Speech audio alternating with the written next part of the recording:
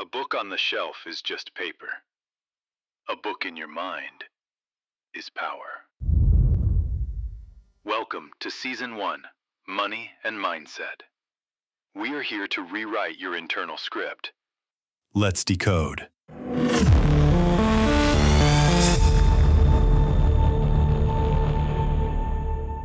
Most people don't hate work.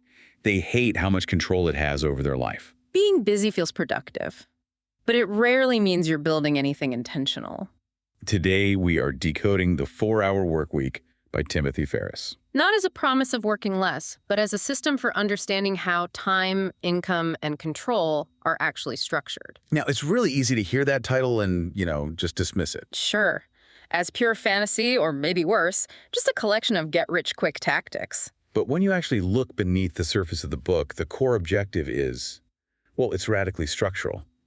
Freedom, as the source defines it, isn't achieved through just grinding harder or increasing your personal productivity. No, it's achieved through meticulous system design. It's an architectural problem, not a motivational one. And that is the critical distinction we need to make today. It is. The whole mission here is to analyze the philosophy that underpins the entire framework, to move past that surface-level advice. And that philosophy really centers on a few non-negotiable elements. 3, really. First, the ruthless elimination of what the author calls false constraints. The things we think we have to do. Exactly.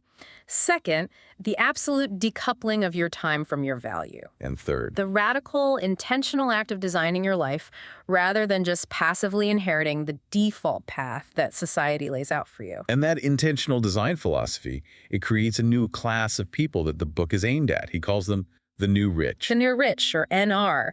And they're defined by their wholesale rejection of what he calls the deferred life plan. The idea that you work for 40 years to enjoy the last 15. Right. The NR understand that time, mobility, and choice, those are the true currencies. And they use this system, lifestyle design, to acquire those luxuries right now, in the present. It's a massive shift away from that conventional goal of just accumulating abstract capital for a future that, you might never even reach. It's about acquiring concrete control for a life you want to live right now. So if the new rich are defined by this pursuit of control and mobility today, then the first step has to be understanding the structural system they're trying to escape in the first place. Let's start right there, because the book's target isn't just the cubicle farm.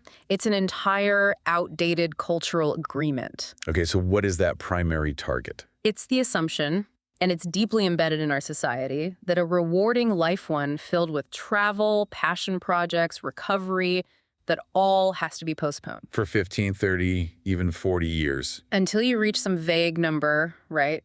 X dollars in the bank. Or you hit the official retirement age. The deferred life plan. This assumes that sacrificing the best years of your physical and mental health now will somehow pay off later. When you're theoretically less able to even enjoy them. Right. And the cost of this path, as it's detailed in the source, is framed in really severe terms. Premature aging, fueled by these impossibly heavy workloads, sustained for decades. He compares it to trying to work 24 hours a day for 15 years. Which is a physiological impossibility. The system demands an unsustainable output over an unnaturally long period. So what the New Rich perspective offers is a structural inversion of that model. They're not aiming for eventual total inactivity. No, not at all. They're aiming for the strategic distribution of recovery and adventure. So instead of one big retirement at the end, it's what the book calls mini retirements. Recurring periods of travel or learning or pursuing non-vocational passions, but distributed throughout your entire life. So you're recharging along the way. Precisely. They recognize that delaying all rewards causes this cumulative mental and physical breakdown. By distributing recovery periods and adventures now, you maintain a much higher baseline quality of life. You avoid the burnout that's just inherent in a 40-year deferral plan. But if people aren't literally forced into this intense delayed system, why do so many of us continue to stick with it, even when we dislike our jobs? Well, that delay often pushes people into a second, and I think more insidious, trap. Which is busyness. Busyness. The most dangerous psychological state, according to this analysis, isn't pure, unavoidable misery. Because pure hell forces you to act. It forces immediate action, yeah. The real trap is a tolerable and comfortable existence doing something unfulfilling. Because when things are just tolerable, you can rationalize them. You can rationalize them forever. It'll get better next quarter, or if I just get this one promotion, and that tracks people indefinitely. And that rationalization just feeds the beast. He calls it work for work's sake, W4W. And the book defines being busy as a form of laziness. That's a strong claim. Lazy thinking. Lazy thinking and indiscriminate action. It's just the easy default. I mean, think about the 9-to-5 illusion. If you're a salaried employee, your presence and your effort are fixed inputs, right? It doesn't matter what the necessary output is. So if the system demands you fill 8 hours, you will find a way to fill 8 hours. You will. Time is wasted simply because it's available. There's often no incentive to use it well. Minor tasks just swell to consume the entire container of time. And you end the day feeling exhausted, even if you achieve nothing of real value. Yes, and that exhaustion validates the busyness. It makes it feel like true productivity. So that's where the real philosophical leap has to happen. The solution to escaping these inherited structures lies in realizing that the rules governing that 9-to-5 reality, they're not immutable. Reality is fundamentally a negotiable construct. Ferriss argues that the common sense rules of the real world, the need to work 40 hours, the need for physical presence in an office, are just a fragile collection of socially reinforced illusions. They exist because nobody has successfully and, publicly challenged them yet. So the goal is to become a deal maker, someone who constantly tests these basic assumptions and actively looks for the unexploited opportunities hidden within the existing rule set. The examples he gives are really compelling because they show success that's achieved not through superior effort, but through system exploitation. Let's talk about the Chinese kickboxing championship, Sanshu. Right. The author wasn't the most skilled fighter in the tournament. Not at all. He won by reading the fine print of the rules. There was a specific technicality. A technicality that said if an opponent fell off the elevated platform 3 times in a single round, the fight ended. A technical knockout. So he realized that exploiting that rule was a faster, much lower effort path to victory than trying to win by being a better striker. He just pushed his opponents off the platform. He achieved a win through system analysis and a technicality, not through conventional brute force. This is the same principle we saw play out in sports history with the Fosbury flop in high jumping. For decades, the dominant technique, the sacred cow, was the straddle. Everyone just assumed that was the optimal way to get over the bar. Until Dick Fosbury in 1968. He challenged that fundamental assumption by going over the bar backward. People laughed. They thought it looked ridiculous, non-conventional. But he won the gold medal. And he proved it was a superior physical system. Within a decade, the straddle was basically obsolete. The point is that success often requires killing sacred cows, challenging the most deeply held yet unexamined rules of your own field. And in this case, your career model. That brings us to the core realization then, that freedom in this context, it's not a feeling, it's not a passive state. It is an active, structured system designed for leverage. Right. Most conventional business or self-help advice, it focuses on individual productivity tactics. How to do more in less time. This whole philosophy shifts the focus to structural redesign. The idea is, if you are truly trapped, the problem isn't your competence. It's the vehicle. The problem is usually the vehicle, the business model, the life structure, not the driver, the person operating within it. That's a huge psychological shift. It means you stop optimizing your effort and you start optimizing your environment. And true power, therefore, is not having immense capital. It's having options, the ability to choose. And these options have to be created with the least possible effort and cost. Specifically through system architecture, yes.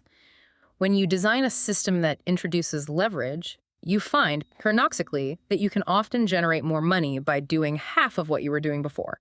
So the ultimate objective of this structural redesign is the explicit, absolute decoupling of time from value. That's the only mechanism that truly frees up both your time and automates your income. Because if your income is always tied to your hourly presence, you are simply a highly paid laborer. You're just running out your time. Exactly. The system demands that the new rich objective is not to find a dream job where you enjoy trading time, but to build or utilize mechanisms where the revenue stream continues whether you are actively involved or not. And once that time and location are liberated, a very specific strategic advantage is unlocked. Geographic arbitrage. This is one of the most powerful and immediate financial levers detailed in the source. Geographic arbitrage is the phenomenon where a liberated, automatically generated income, usually earned in a strong currency like US dollars or euros, is suddenly worth 3 to 10 times as much. Just because you've relocated. Simply because you have relocated to a lower cost of living environment. Can you walk us through the mechanics of that? I mean, it sounds a little abstract, but it's a very specific structural choice. It's highly mechanical. So consider a passive income stream of, say, $5,000 a month. Okay. If you maintain an apartment in Manhattan or London, that $5,000 might feel pretty tight. It might feel insufficient. For sure. Now, if you move to a city like Medellin, Colombia, or Chiang Mai, Thailand, that same $5,000 suddenly carries the spending power of a very high senior executive salary in that local economy. Because your expenses just plummet. Your expenses, rent, transport, food, they drop by 60, maybe 80%. So the money isn't just worth more theoretically. It translates into an immediate physical reality of lifestyle expansion just by shifting your geographical operating base. Correct. You've structurally optimized the output of your income without changing the income itself.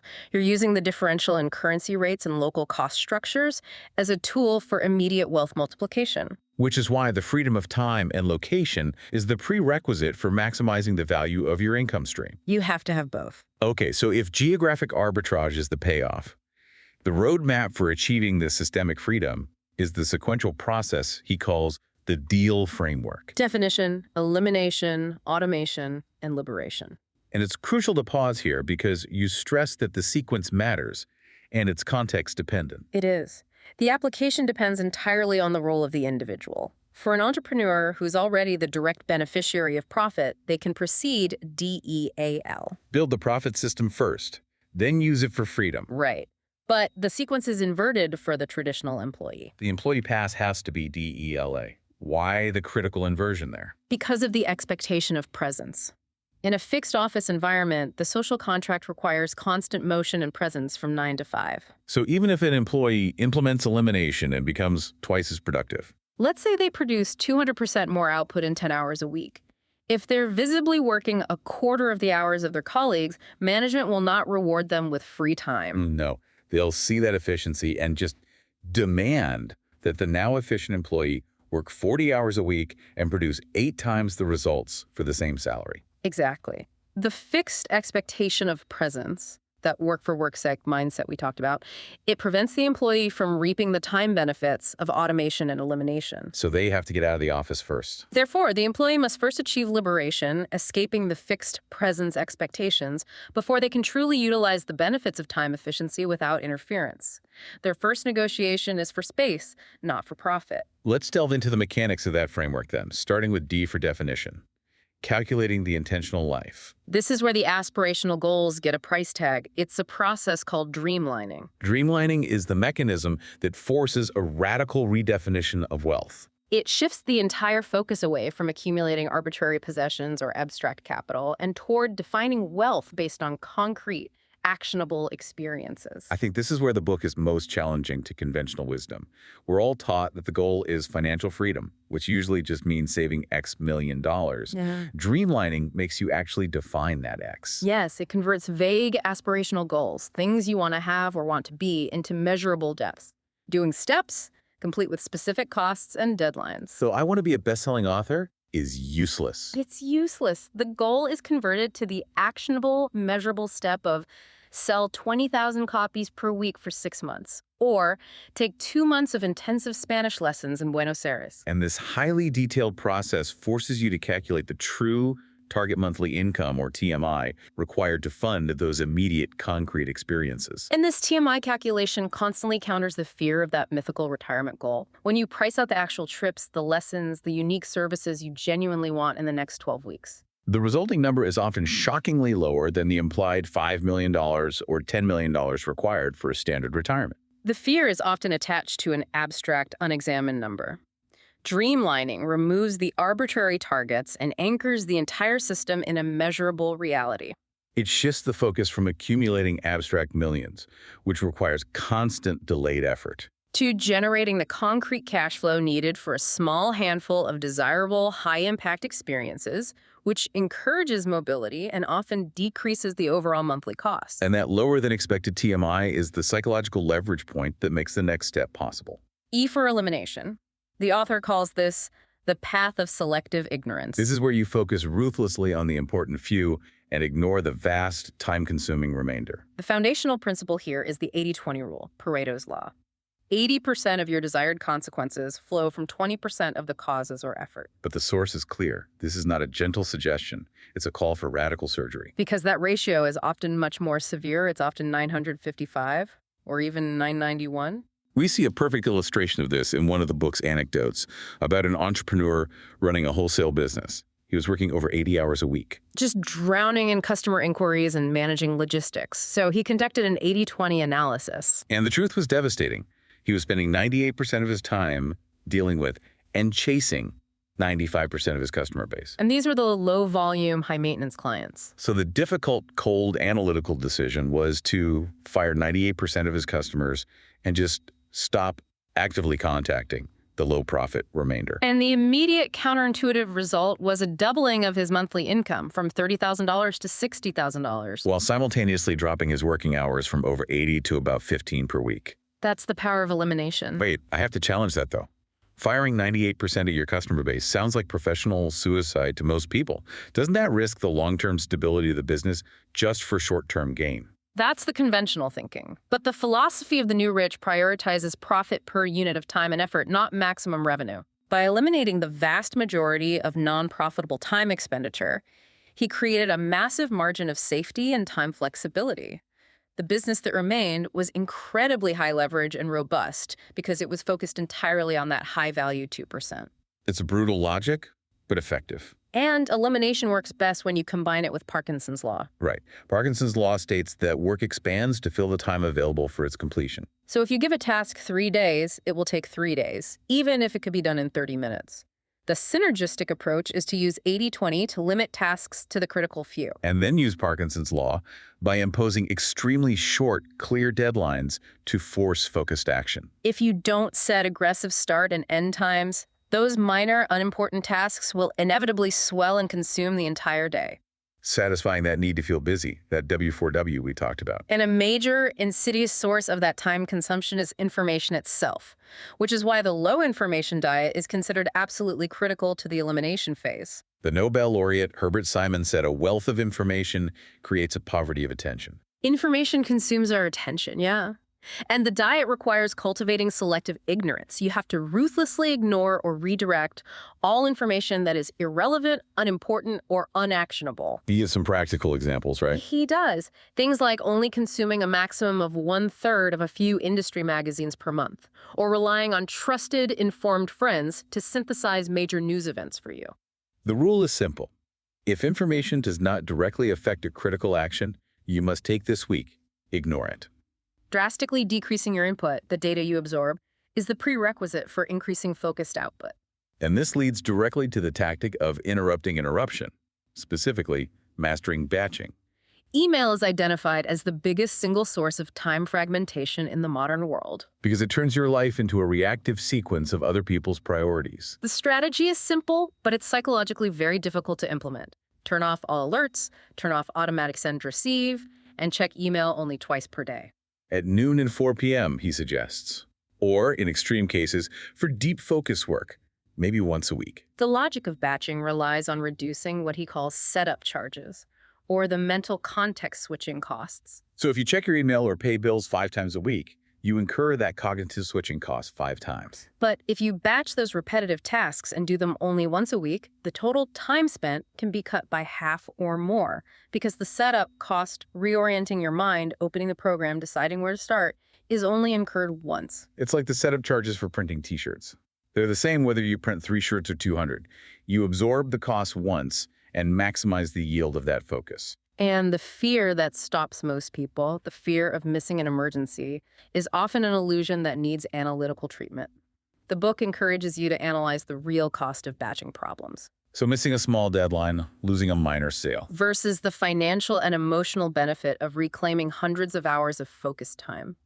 If the cost of the problem is less than the value of the time saved, you're structurally obligated to continue batching. It's a cold analytical decision based purely on the ROI of your attention. And that attention you reclaim is what funds the next stage. Moving on to A for automation. This is the step where the reliance on individual effort shifts entirely to structural leverage, building what he calls the Muse architecture. The Muse is precisely defined as an automated vehicle for generating cash flow without consuming the owner's time. And it has to meet some really strict criteria. It does. It has to be inexpensive to test, preferably under $500. It must automate quickly. And once it's running, it must require less than 1 day per week of management. So the Muse is designed purely for time and financial freedom, not for high-growth venture capital or an IPO. Right. And that necessity for low maintenance dictates a specific product selection logic. The source strongly prioritizes information products guides, CDs, downloadable courses. Why information products specifically? Structurally, they offer incredibly high profit margins, often 8x to 50x markup, and they carry near zero inventory costs. More critically, they're time-consuming for competitors to duplicate. So it's easier to circumvent a patent on a physical good. Then it is to paraphrase and redesign an entire course or guide to avoid copyright infringement. It builds a moat around the product based on informational complexity. And the ideal price point for this automated product is surprisingly specific, $50 to $200. Why such a narrow window? That range acts as a dual filtering mechanism. First, it ensures high margins, so you need to sell fewer units to meet your target monthly income. Then second. Second, and maybe more importantly, the higher pricing actively filters for lower maintenance customers.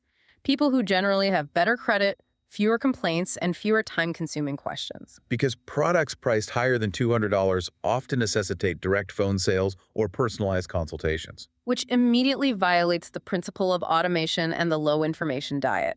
So once the profitable product is defined, the system relies on designing the outsourcing infrastructure using geographic and labor arbitrage. This involves creating a virtual architecture where the entire operation from order taking and payment processing to customer service and fulfillment is handled by contracted third parties. So you're using specialized fulfillment houses and VAs in places like India or the Philippines for a fraction of Western labor costs. And you create a powerful business dynamic. In fact, the source makes a bold claim about this outsourcing structure, that it makes negative cash flow impossible. How is that even possible? It's a design feature. In this outsourced structure, the product is sold and the money is collected first. The services, the dropshipping fee, the payment to the VA, the fulfillment costs are all paid after the cash is already in hand. So that instantaneous timing disconnect means the architecture is built on positive cash flow and removes the risk of capital outlays before you generate revenue. And the crucial underlying principle in automation is the rule of delegation.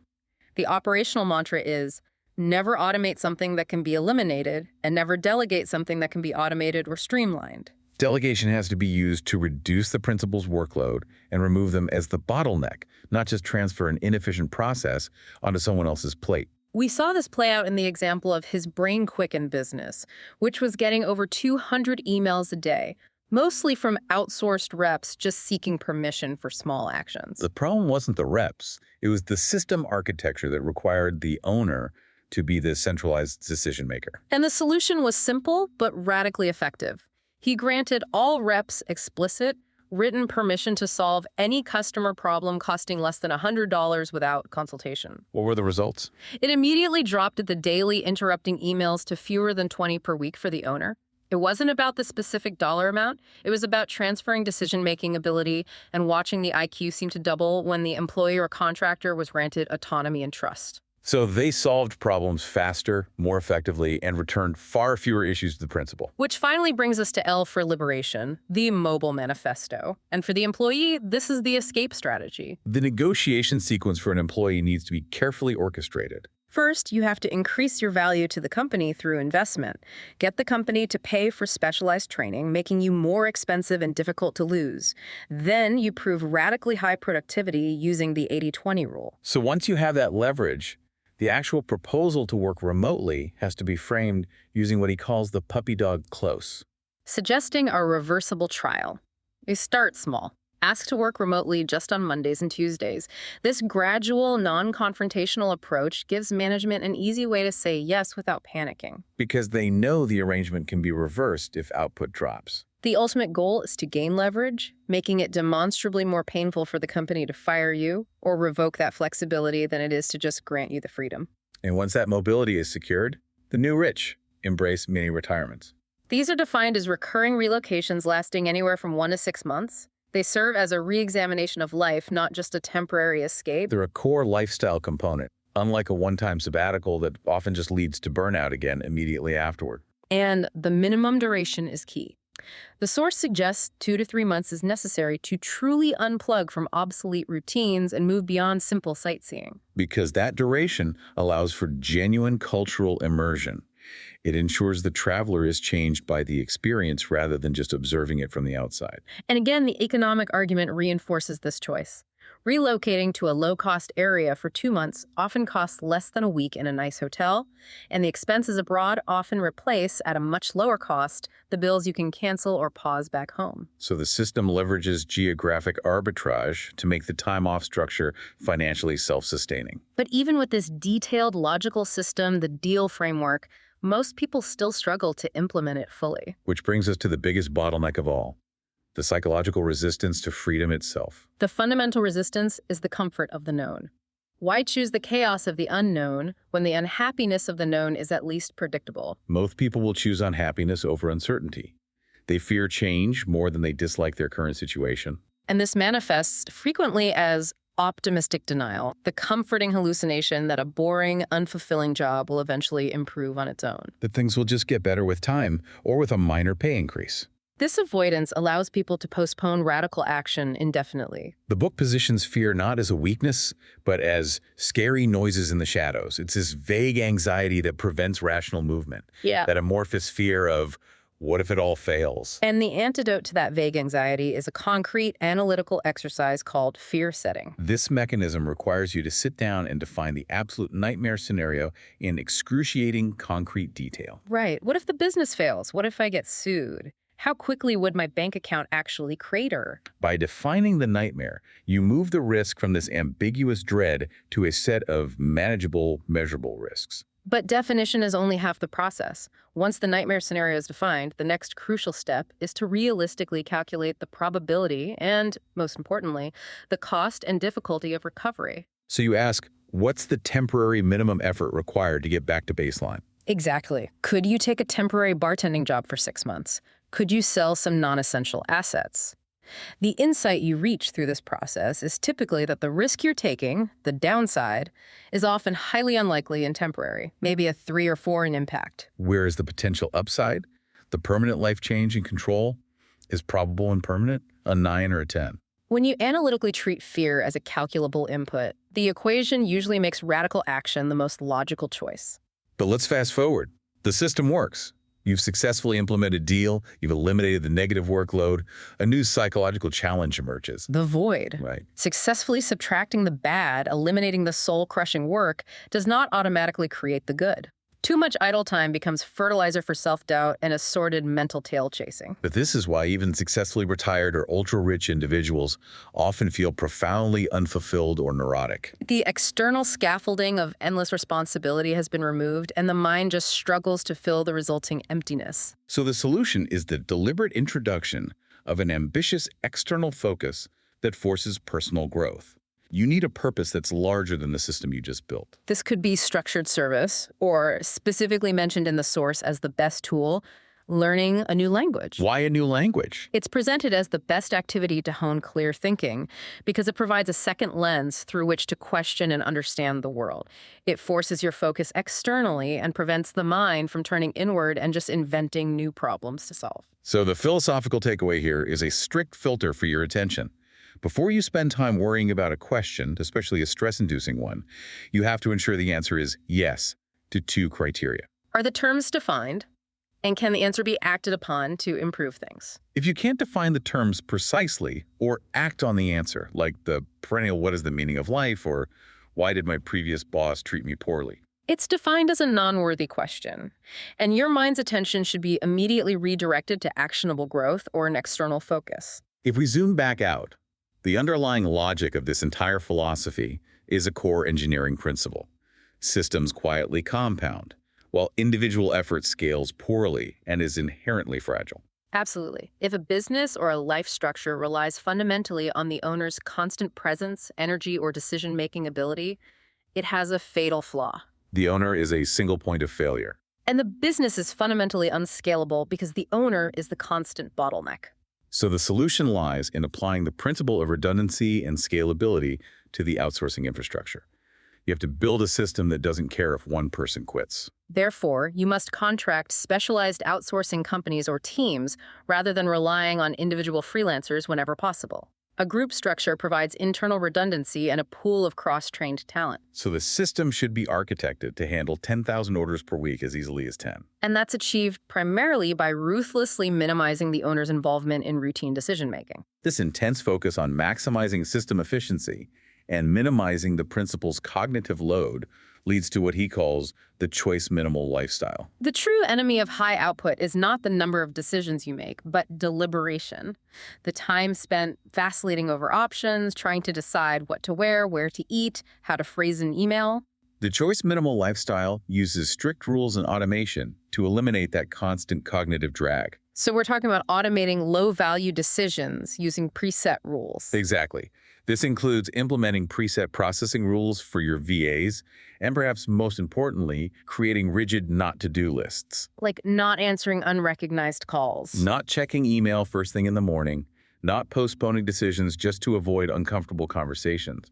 All of it is designed to protect your attention and reserve your decision-making capacity for only the highest leverage activities. And we return to that powerful principle we touched on earlier, empowering autonomy for efficiency. By transferring the ability to solve small, inexpensive problems directly to the employees or contractors responsible, you save massive amounts of management time. The example of giving customer service reps the authority to fix problems under $100 shows that this empowerment results in faster service and often lower returns because the process is no longer centralized and dependent on the principal's approval. It's a double benefit: time saved to the owner and increased effectiveness for the employee. The system trusts the frontline operator. And the system must also actively incorporate customer filtering and margin safety. The NR policy is clear. The system should actively repel low-profit, high-maintenance customers. How does the system achieve that repulsion? Through simple structural policies designed for efficiency, not maximum reach. This includes eliminating complex options like overnight shipping, refusing international orders if they require custom forms, and eliminating phone orders entirely. These complexities are the 80% of effort that produce 20% of revenue. And they must be ruthlessly eliminated. And the margin safety is enforced through pricing and refund policies. The $5,200 high-margin pricing acts as a filter, and surprisingly, the book advocates for strict but generous refund policies. Specifically, the source discusses implementing a 2x money-back guarantee. Now, this seems counterintuitive and really risky. I'd say. However, the analysis showed that this guarantee increased sales by 200% despite only a minor increase in returns, and that resulted in massive net revenue gains. It's a psychological tool. It shifts the burden of risk off the customer, increasing conversion, while simultaneously filtering out those who might cause trouble later. The system is designed not for maximum revenue or maximum custom account, but for maximum profit in the least time with the least effort. So in decoding this book today, we need to briefly invest the framework to the modern context, because while the book's specific tools evolve, the underlying structural principles remain potent. Absolutely. Yeah. The foundational principles of system design are now reinforced by digital infrastructure that is far more robust than it was when the book was first written. Things like remote desktop access, VoIP, robust collaboration tools, they allow for near-perfect invisibility and location independence. The concept of running a sophisticated operation from anywhere in the world is not just accepted anymore, it's pretty standard. And the power of time zone arbitrage is now exponential. The source detailed that anecdote of an individual working from Norway 9 hours ahead of their U.S. office. Who was able to explore all day and then handle all necessary communication during a short, focused window when the boss woke up. The large, uninterrupted blocks of personal time are the key reward. The delay inherent in the time zone forces the individual to batch their communication and eliminates the possibility of being constantly interrupted. Maximizing focused output. Furthermore, the core concepts of outsourcing and delegation are now finding a new frontier in AI tools. These function conceptually similarly to the Amazon Mechanical Turk service mentioned in the source, allowing for the automation of microtasks and even routine decision-making far beyond what was previously possible. But the essential skill hasn't changed. The challenge is not using the technology. It's defining the system within which the technology operates. You still have to define clear parameters, eliminate unnecessary inputs, and treat new technology as a tool for leverage, not an excuse for more task management. And the permanent importance of self-inventory remains the core challenge for the new rich. The most significant difficulty is less about how to automate and more about what to automate and why. The lesson of the choice minimal lifestyle reducing deliberation is critical in an age of infinite digital inputs and choices. The necessary discipline is the ongoing self-interrogation. Are you inventing things to do to avoid the important task? This book isn't a manual, it's a filter. It shows you which parts of your life are leverage and which parts are just noise disguised as responsibility. If this episode changed how you think about work and time, the decoding worked. And if you want to keep seeing beneath the surface one book at a time, subscribe to Decoded by Morrow. We don't replace books, we decode them. The systems we've discussed today are built on the rejection of effort scaling poorly. So our final thought for you to consider is this. If your current effort scales linearly, define your personal minimum effective load. What is the 20% of effort that produces 80% of desired results in your current structure? And what happens if you ruthlessly eliminate the remaining 80% of non-essential activities starting this week? A book on the shelf is just paper. A book in your mind is power. You've reached the end of this exploration, but not the end of the idea. Let it echo. Let it integrate. And when you're ready for the next step, return to Decoded by Morrow. Wisdom is a journey, not a conclusion. Let's decode.